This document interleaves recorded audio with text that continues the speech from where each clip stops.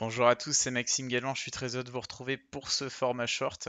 Alors aujourd'hui, on va parler d'un sujet que j'avais déjà un petit peu abordé sur la chaîne, peut-être de manière un peu trop rapide, mais j'aimerais bien voilà, y rapporter un petit peu de précision. Il s'agit en fait des levels et sub-levels.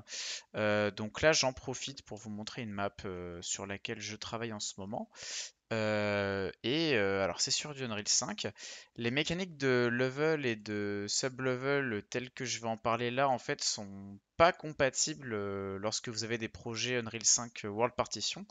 Donc c'est le World Partition fera l'objet d'une autre vidéo. Cependant, les levels c'est quand même une mécanique assez importante d'Unreal hein, depuis le 4. Notamment lorsqu'on travaille sur des projets voilà, hein, d'envergure ou d'assez longue durée, ou tout simplement quand on travaille en équipe sur un projet, ça peut être un outil qui permet facilement de bosser une scène à plusieurs personnes et de se répartir un petit peu le travail. Alors pour montrer un petit peu à quoi servent les levels, bon j'ai ouvert deux petites scènes, enfin deux petits projets Unreal. Vous voyez en fait les levels, vous pouvez y accéder via le panneau ici Window Levels. Et donc quand vous êtes dans le level, on va les ranger à côté de l'outliner ici. En fait, vous voyez que là, on va dire que le niveau sur lequel je suis actif, c'est Persistent Level.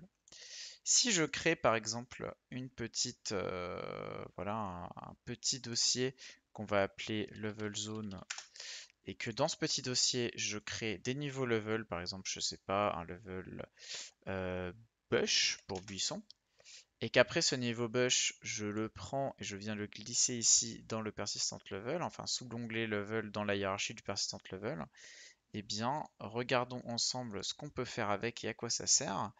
Eh bien, quand je suis actif, donc là je vais faire clic droit Make Current sur le level, vous voyez que en bas à droite de mon viewport, c'est marqué Level Bush, ça veut dire que je suis actuellement actif sur le level bush. On va venir positionner nos petits buissons. Et vous pouvez voir ici que eh bien, mes buissons sont en quelque sorte un peu comme sur un calque. Alors il ne faut pas utiliser le terme calque parce qu'il y a une mécanique de calque dans Unreal sur les layers dont on parlera une prochaine fois. Mais en fait ce qu'il faut imaginer c'est que vous avez mon niveau principal et dans mon niveau principal on appelle le niveau avec les buissons en fait. Et vous avez comme ça une superposition des niveaux. Ça veut dire que si je veux, je peux rentrer comme ça dans le niveau avec juste les buissons. Vous voyez les buissons sont là, ils existent. Alors dans quel cas on va utiliser ben, du coup cette petite mécanique de level? Bien, tout simplement, hop, je vais basculer sur mon autre scène. Vous voyez, là, j'ai une scène qui est quand même assez grande, hein, j'ai fait une île, je me suis fait différentes portions. Il y a beaucoup de végétation, il y a différentes zones de jeu, etc. Et vous voyez, quand vous regardez mon panneau level ici, tout est organisé, hiérarchisé et trié dans des petits dossiers. Euh, Ce qui est bien, c'est que par exemple, admettons que mon projet est sur un serveur, je le copie. J'ai par exemple un collègue qui doit travailler sur cette zone-là, ou par exemple là sur la zone A. Vous voyez ici, j'ai une petite nomenclature. Je dis, bah, ça c'est la zone A, vous voyez. Hop. Après, j'ai la zone B qui est là-bas à gauche. Puis voilà, j'ai la zone C, j'arrive pas à le dire, voilà qui est ici. Et dans chaque zone, j'ai un peu divisé mes assets entre les props de château, l'architecture médiévale, vous voyez ici, hop, la petite architecture, les arbres, le village, et je pense que vous voyez un peu la logique. Ce qui est bien déjà, c'est que quand je suis actif, par exemple, admettons que je vais me mettre actif sur village, je vais faire clic droit, Make Current ici.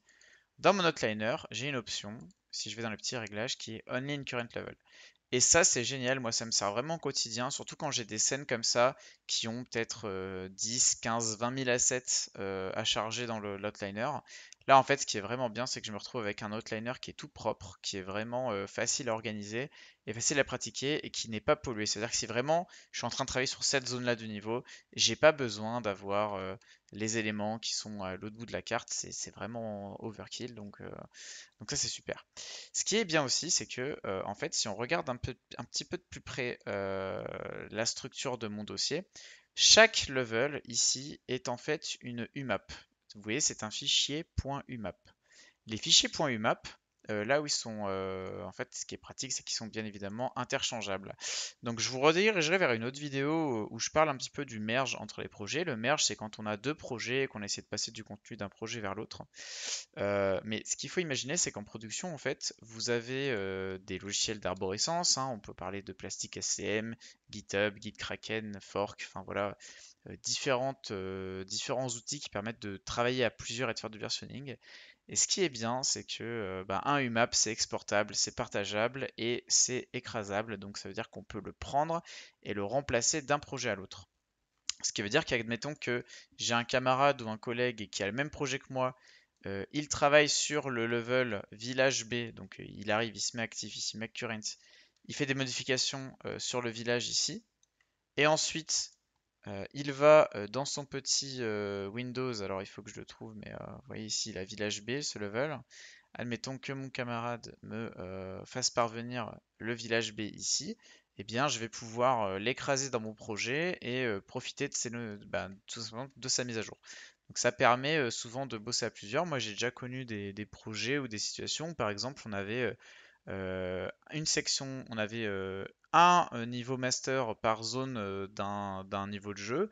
Puis dans cette organisation, dans ces dossiers, comme là j'ai un peu organisé, j'ai par exemple un level pour tout ce qui est interactible, un level pour tout ce qui est son, un level pour tout ce qui est PNJ, personnage, un level pour tout ce qui est, je sais pas moi, végétation. Et je pense que vous comprenez la logique. En fait, ça vous permet vraiment de vous organiser. Et aussi, alors il faudra savoir que chaque sous-level du coup va bénéficier de son level blueprint. Donc si vous faites un petit peu déjà de programmation nodale, dans les level blueprint, on peut paramétrer pas mal de choses qui sont assez intéressantes, des pièges, des collectibles, enfin voilà, tout un tas de choses. C'est pas trop le sujet de cette vidéo. Mais voilà, je voulais quand même faire un point là-dessus. C'est vrai que c'est une mécanique qui peut ne pas être utilisée, notamment dans les projets où on va utiliser World Partition, parce que c'est une autre logique de fonctionnement. Mais c'est encore vachement pratique. Moi, je le vois sur beaucoup de projets. Je trouve que c'est assez simple aussi à mettre en place. Au final, une fois qu'on a expérimenté une fois, on peut l'utiliser sur pas mal de projets. Donc voilà, je voulais profiter de cette petite vidéo pour vous parler de cette mécanique qui, selon moi, est importante. Donc, alors vous pouvez peut-être avoir un truc qui peut se passer, c'est que quand vous avez des levels ici que vous générez, vous voyez, si je crée un nouveau level, quand je fais clic droit, quand je vais d'ici dans les streaming méthodes, voilà, c'est une petite parenthèse selon moi, il est intéressant d'imprimer. En fait, vous voyez, on peut streamer un level selon le blueprint ou qu'il soit juste toujours chargé. Alors ça, dans quelles circonstances il va falloir le changer? Par défaut, quand vous créez un niveau, son streaming mode est mis sur blueprint et non pas sur always loaded. En fait, c'est que quand vous avez des sections de jeu ou des maps, eh bien, vous pouvez décider pour optimiser un petit peu vos performances, de charger ou de décharger des niveaux ou des sous-niveaux à certains moments, on va dire, de l'expérience.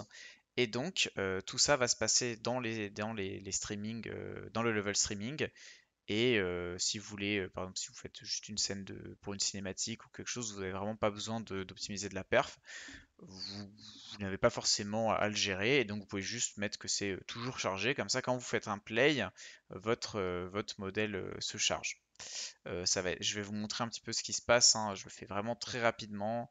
Hop, un petit terrain dans mon petit projet ici. Une petite lumière. Alors j'espère que ça va pas prendre trop de temps de créer le terrain. Et après, c'est la fin de la parenthèse et on est bon. Mais globalement, regardez, hop, on va avoir une petite base de lumière. Hop, l'Environment Light Mixer, hein, je rappelle que j'ai fait une vidéo dessus, c'est vraiment un super outil.